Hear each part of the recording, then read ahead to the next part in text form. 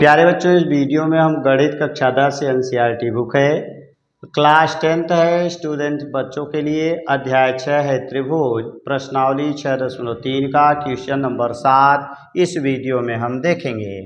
तो आइए अब हम प्रश्नों को देखते हैं। प्रश्न संख्या हमारा 7 क्या दिया गया है। करा आकृति 6.38 ये आकृति है में त्रिभुज एबीसी के शीर्षलंब एडी यानी ए से डी पर हमारा एक शीर्षलंब डाला गया है, ये एडी है। और दूसरा सी एफ, सी से एफ यानी ये हमारा शीर्षलंब है। और कह रहा है अब परस्पर बिंदु पी पर ये एक दूसरे को जहाँ काटते हैं वो बिंदु हमारा यहाँ पर पी दे दिया गया है।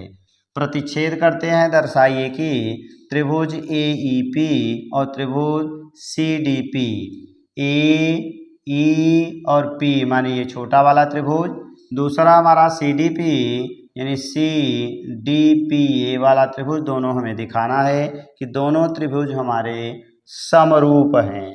तो आइए अब हम चलते हैं, यहाँ पर दोनों त्रिभुज लेते हैं। एक त्रिभुज है ए ई पी, ए अगला ई और पी माने इस त्रिभुज में आ जाएंगे। ये हमारा त्रिभुज ए ई पी है। दूसरा त्रिभुज हम ले लेंगे सी डी पी, हम कलर चेंज कर लेते हैं। तो सी डी पी यानी सी डी पी हमारा ये त्रिभुज बन जाएगा। इन दोनों त्रिभुजों में बात करें तो चूंकि एक कोण 90 है तो इस तरफ भी 90 होगा, तो ये कोण यहाँ 90 मिलेगा, इसमें भी एक कोण हमारा 90 मिलेगा। दूसरा नंबर शीर्षाभिमुख कोण से आएंगे तो ये कोण इस कोण के बराबर हो जाएगा। तो एक त्रिभुज के दो कोण दूसरे त्रिभुज के दो कोण के बराबर हो गया, तो दोनों त्रिभुज हमारे ए से समरूप हो जाएंगे। तो यही हम लिखेंगे हल। हल में हमें क्या मिलेगा, त्रिभुज ए ई पी तथा दूसरा त्रिभुज हमने ले लिया यानी सी डी पी। अब इसमें हमने कहा कोण ई बराबर कोण डी के है। कोण ई का मतलब ए ई पी, कोण ए ई पी ये बराबर हो जाएगा कोण C D P, C D P. दूसरा आ जाएंगे ये शीर्षाभिमुख कोण से बराबर है ए पी ई, कोण ए पी ई बराबर माने ये कोण इस कोण के बराबर है सी पी डी, कोण सी पी डी। ये हमारा 90 था, इससे बराबर हो गया। और ये हमारा दोनों शीर्षाभिमुख कोण है, तो शीर्षाभिमुख कोण, इन दोनों कोणों से ये दोनों बराबर हो गए।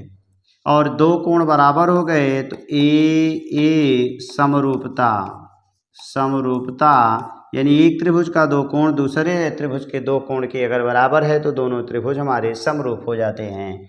इसलिए हमारा त्रिभुज पहला नंबर यानी त्रिभुज ए ई पी समरूप त्रिभुज हो जाएगा क्या, C D P, C D P.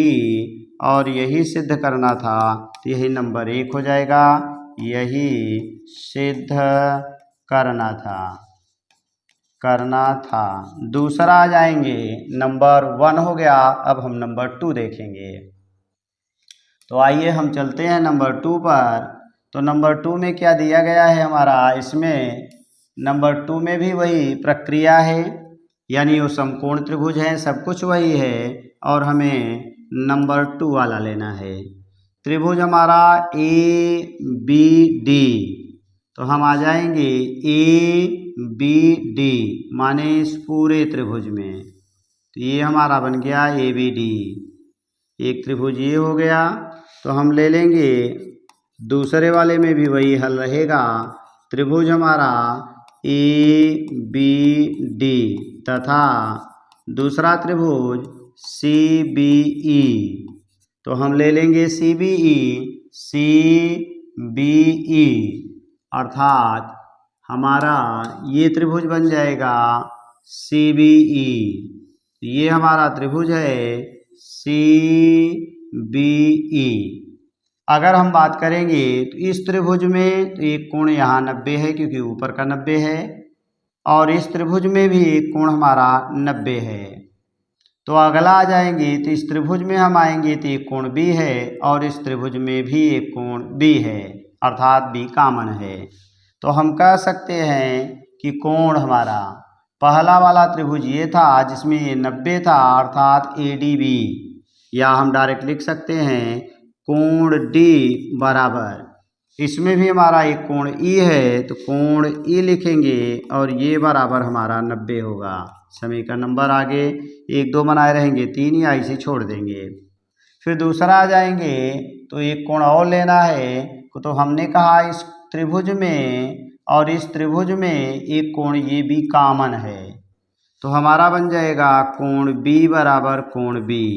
तो एक त्रिभुज के दो कोण दूसरे त्रिभुज के दो कोण के बराबर हो गए, तो बना ए समरूपता। समरूपता इसी से हमें क्या मिल जाएगा, त्रिभुज ए बी डी समरूप त्रिभुज हो जाएगा सी बी ई, और ये हमारा नंबर 2 वाला सिद्ध हो जाएगा। फिर आगे आ जाएंगे, अब हम तीसरा नंबर देखते हैं।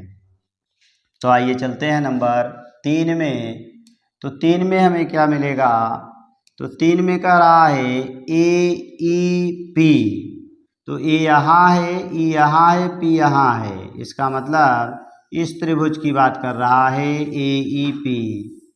दूसरा आ जाएंगे त्रिभुज ए डी बी, हम ए डी और बी अर्थात ये पूरा त्रिभुज ले लेंगे, तो हम इसका कलर चेंज कर लेते हैं, ए डी और बी ये पूरा।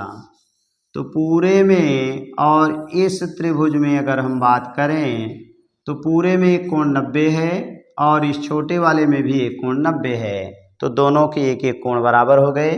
इस पूरे वाले में और इस छोटे वाले में कोण एक कॉमन है, तो ये इसका भी दो दो कोण बराबर हो गया। तो हमें मिलेगा हल।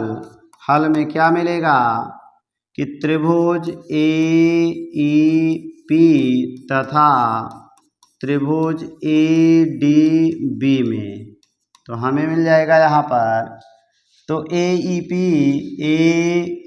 पी यानी इस छोटे वाले में एक कोण हमारा 90 हो गया, तो कोण ई बराबर इस बड़े वाले में एक कोण 90 हो गया, तो कोण डी बराबर 90 हो गया। दूसरा आ जाएंगे, इस छोटे वाले में और इस पूरे वाले में एक कोण कॉमन है, तो कोण ए बराबर कोण ए हो गया, उभयनिष्ठ कोण, यहाँ लिख देंगे उभयनिष्ठ कोण।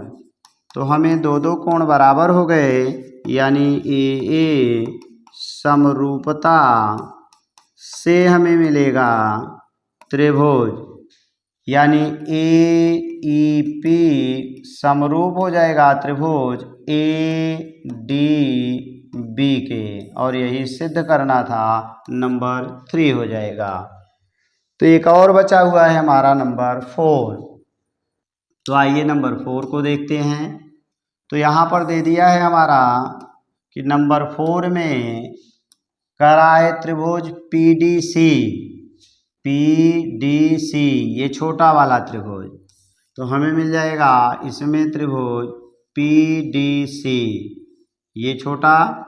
एक दूसरा हो गया बी ई सी, अगर हम बात करें बी ई और सी अर्थात इस पूरे त्रिभुज की, बड़े वाले की, तो हम ले लेते हैं यहाँ, यानी इस पूरे वाले त्रिभुज की, तो इसमें भी वही मिलेगा एक कोण 90, इसमें भी एक कोण 90।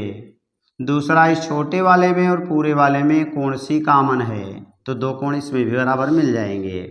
तो नंबर 4 में हमारा हल, और हल में क्या मिला, त्रिभुज पीडीसी तथा त्रिभुज बीईसी में।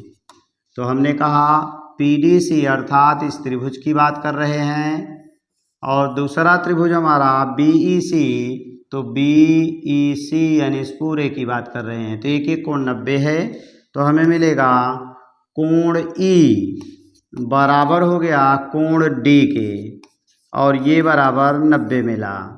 दूसरा कोण सी दोनों में कॉमन है, तो कोण सी बराबर कोण सी हो गया, उभयनिष्ठ कोण, उभयनिष्ठ कोण। तो एक त्रिभुज का दो कोण दूसरे त्रिभुज के दो कोण के बराबर हो गया, तो दोनों त्रिभुज यानी ए समरूपता से हम आएंगे तो हमें मिल जाएगा दोनों त्रिभुज समरूप, अर्थात त्रिभुज पीडीसी समरूप त्रिभुज हो जाएगा बीईसी, और यही हमें सिद्ध करना था।